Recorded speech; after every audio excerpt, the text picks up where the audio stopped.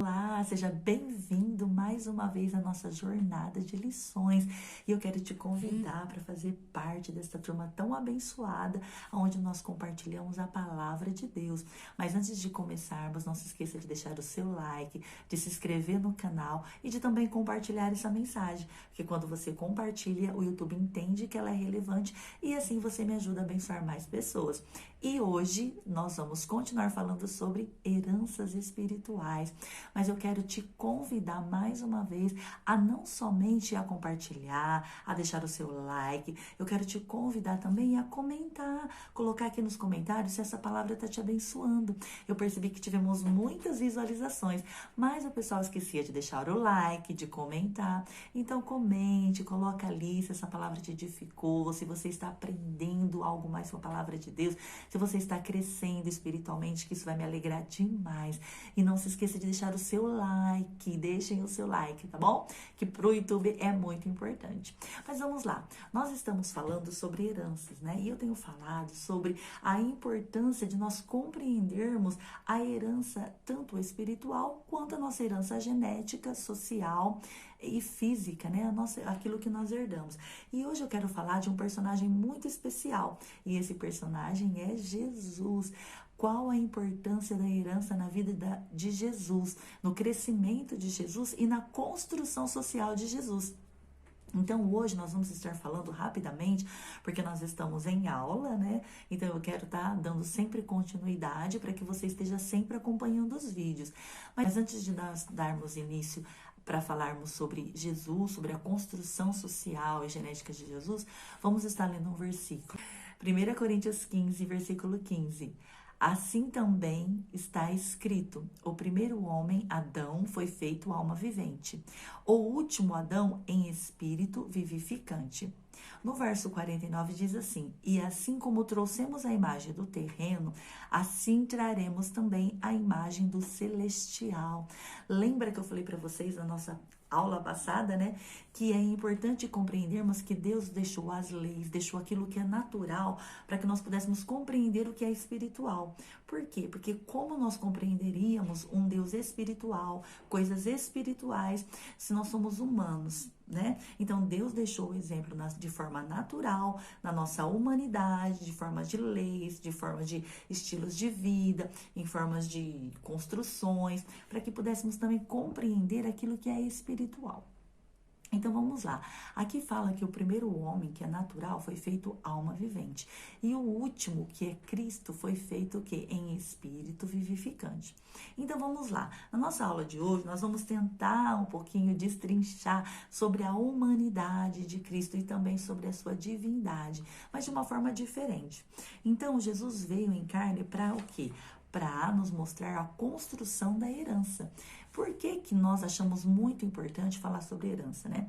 E outra coisa que eu quero deixar aqui para vocês também. Eu sei que muitas, como eu falei na nossa aula passada, têm dificuldade, né? Em questão, quando se fala em herança, em maldições. Mas eu quero que você leve tudo isso de uma forma muito tranquila, muito leve, né? Por quê? Porque é importante nós entendermos que tudo isso que eu tô passando para vocês, dentro da palavra de Deus, claro, né? Tudo isso não vai implicar na sua salvação. É um conhecimento. Porque Jesus veio para nos dar vida e vida em abundância. Mas muitas vezes nós ficamos presos e cativos em algumas questões por não compreendê-las. Então, eu quero que você entenda que isso não vai afetar na sua salvação. Isso não vai ofender, né? A graça não vai ofender o que Jesus fez por nós na cruz, de forma alguma. Pelo contrário, vai trazer a nós uma luz, um entendimento daquilo que a palavra está nos ensinando sobre heranças e também como desfrutar dessa herança, como nós falamos na aula passada. Então, vamos lá? Então, por que é importante nós entendermos a construção da herança de Jesus? Primeira coisa que nós precisamos entender. Lá em João fala assim, que o verbo se fez carne e habitou entre nós, né? Ou seja, Jesus veio em carne e habitou entre nós. E a única maneira de Jesus habitar entre nós e vir em carne é do meio natural, né? Ou seja, sendo gerado por a barriga, pelo ventre de uma mulher. E foi o que aconteceu. tá? Isso de uma forma o quê? Para que Jesus viesse de uma forma natural, viesse em carne. Porque nós precisamos entender que Jesus precisava ter uma herança genética. Ele precisava herdar como homem, né? A pele, precisava ter cabelo, porque Deus é espírito, não é o que a palavra nos diz? Mas ele deixou toda a sua glória, se despiu de toda a sua glória e veio em carne, habitou entre nós, para quê? Para que nós pudéssemos nos identificar com ele. Então, quando Jesus herdou toda a humanidade, não toda, né? Mas ele herdou a humanidade de Maria, sendo gerado no ventre dela, isso é muito importante, porque Jesus ele veio, ele herdou a humanidade de Maria, de que maneira? Usando o útero dela para se desenvolver. Por quê? Porque ele precisava vir em forma humana. Então isso precisa ficar claro, que Jesus ele herdou o que de Maria? Vamos lá. Nós sabemos que na genética, né, na biologia, nós sabemos que existe 23 cromossomos do pai, 23 da mãe, e que nós herdamos 23 do pai e 23 da mãe, é meio a meio. Então Cristo herdou da Maria a sua humanidade, o seu corpo, o cabelo, a cor da pele, os olhos, né? Tudo aquilo que nós geneticamente herdamos, ou do pai ou da mãe. E do pai, o que Jesus herdou? Herdou a divindade, mas uma divindade que ele não usou quando estava aqui na terra, mas que ele tinha sim uma divindade, uma natureza santa, por isso que ele era sem pecado. Tá bom? Mas ele usou o útero de Maria, podemos dizer assim, como um recipiente para que ele pudesse ali se desenvolver. Então, ele precisava ter características humanas, físicas, né? Como a cor dos olhos, como eu falei, o cabelo, a pele, o formato do nariz. Precisava se identificar com alguém. Então, Jesus tinha, sim, heranças genéticas humanas. E é interessante que a Bíblia, a palavra de Deus nos fala que ele vinha, porque é importante que ele viesse da descendência de Davi, da linhagem de Davi, não é verdade? Tudo isso é importante. Por quê? Porque tem peso, porque realmente é algo que nós temos que dar uma certa atenção. Mas vamos lá, como foi a construção social de Jesus? E eu quero que vocês coloquem aqui perguntas, porque talvez você, como eu, né, tem dúvidas, né, sobre algum assunto, sobre isso que eu estou falando. Deixe aqui perguntas nos comentários, tá bom, queridos? Porque eu vou estar respondendo também nas nossas aulas. Então, a construção social de Jesus, como foi? Nós sabemos que Jesus, ele cresceu e foi influenciado por uma construção social, por uma herança social, assim como eu, como você, como todos nós somos influenciados pelo meio em que nós vivemos. Então, Jesus, ele foi influenciado também nessa construção social, recebendo uma herança social e cultural. Aonde? Aonde ele estava, na região em que ele estava, pela família em que ele estava. Ele foi influenciado pela sinagoga, ele foi influenciado pela profissão do seu pai adotivo, que era José, né? Então ele foi influenciado sendo carpinteiro, porque o pai dele era carpinteiro. Ele foi influenciado. Então, tudo isso foi necessário para a formação de Jesus. Ou seja, Jesus habitou no meio de uma família, Jesus cresceu em uma família, aprendendo a obediência, aprendendo a submissão, aprendendo a ser filho ali dentro daquela família, né? Depois, Maria teve outros filhos de José. Então, Jesus aprendeu também, né, a compartilhar com os seus irmãos. Jesus aprendeu também na sinagoga, porque ele ia, porque era ali José e Maria, eles subiam à sinagoga, eles iam naquele lugar, eles frequentavam aquele lugar. Então, pode ver que Jesus foi influenciado também de uma forma social e cultural, né? Por quê? Porque também a cultura do judeu, né? A forma como o judeu se vestia, a forma como o judeu comia, você entende? Então, tudo isso é importante. Isso também é uma herança social, cultural que Jesus recebeu. E qual melhor exemplo do que o de Jesus para nós podermos compreender e entendermos? Então, vamos lá. Então, nós sabemos que Jesus teve uma herança genética, sim, herdou de Maria, algumas coisas, algumas características humanas, e que Maria, o seu útero, foi o quê? Um lugar, né? Podemos dizer assim, como eu falei, um recipiente, mas um vaso, né? Um ambiente onde foi gerada essa semente santa que foi colocada ali pelo Espírito Santo de Deus. E espiritual, pastora?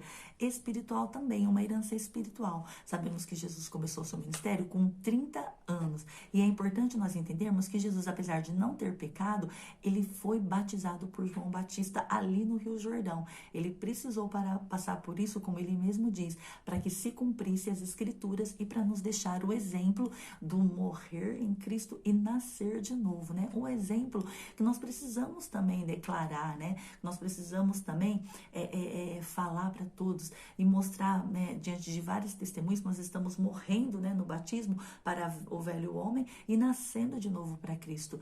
Então, Cristo, apesar de não ter pecado, naquele momento, naquele ato ali, podemos ver sobre Cristo uma autoridade ali. Por quê? Porque ele se batizou e recebeu o Espírito Santo em forma corpórea de pomba. E também a voz do Pai declarando ali: este é o meu Filho amado, em quem tenho muito prazer. Então, nós podemos ver ali a Trindade. Nós vemos ali o Filho, nós vemos ali o Espírito e nós ouvimos ali a voz do Pai, né? Diante de todas aquelas testemunhas declarando que este é o meu Filho amado. Então ali nós podemos também ver que ali começa o que? Um novo nascimento, podemos dizer assim, né? Começa ali o ministério de Cristo, né? Então a partir daquele momento, daquele batismo, a partir daquele momento que se ouve a voz, Jesus já sai dali para cumprir o seu ministério. Então aqui começa uma construção. Que construção? Uma construção de uma herança, de um legado para deixar para outras pessoas, né, como seus discípulos, deixar todo o seu ensinamento. Então, é importante nós entendermos isso. Como nós lemos lá em 1 Coríntios, que Adão foi feito alma vidente, alma vivente. Não, vidente não, alma vivente. Adão foi feito alma vivente. Por quê? Porque nós lá em Efésios, no capítulo 2, no versículo 1, fala assim que nós estávamos mortos em delitos e pecados. Vamos lá? Em Efésios, no capítulo 2. Efésios, capítulo 2, no versículo 1. É importante nós termos esse entendimento da palavra de Deus, né? Vamos lá. Diz assim, Efésios capítulo 2. Olha o que diz no versículo 1. E vos vivificou, estando vós mortos em ofensas e pecados. Bom, nós sabemos que nós nascemos, né, nos tornamos alma vivente, mas que nós estamos mortos em delitos e pecados, ou seja, nosso espírito, a nossa conexão com Deus está morta, né? Então, ele, quando nós o aceitamos como nosso Senhor e Salvador, ele nos vivifica, ele nos traz vida, nos dá vida novamente, porque nós estávamos mortos, né, em delitos e pecados, em ofensas e pecados. Então, aí começa o quê? Aí começa um trabalho, um processo. Se você percebeu aqui, ó, no nosso Jornada de Lições, sempre quando eu coloco lá Jornada de Lições e embaixo está escrito assim, acredite nos processos. É importante que você acredite nos processos. Que processos, pastora? Quando nós aceitamos a Jesus como nosso Senhor e Salvador, começa um processo de regeneração, de santificação, de libertação nas nossas vidas. E é importante você entender a força da herança nas nossas vidas, porque quando começa esse processo nas nossas vidas de santificação, regeneração e também libertação, nós precisamos deixar para trás, como eu falei, tudo aquilo que nós trouxemos até Cristo, de todas essas construções de herança. Não é verdade? Nós sabemos que, geneticamente falando, muitas pessoas, que nem eu, olha aqui, vocês viram, né? Que lindo esse óculos. O que eu quero dizer com isso? Que eu tenho miopia. E essa miopia é uma forma, é algo genético, né? Hereditário. Minha mãe tem miopia, o meu avô tinha miopia. Então, nós sabemos que também nós herdamos algumas coisas genéticas, né? Algumas doenças, né? Como nós podemos ver quando a gente estuda lá, doenças recessivas, né? Nós herdamos algumas coisas, né?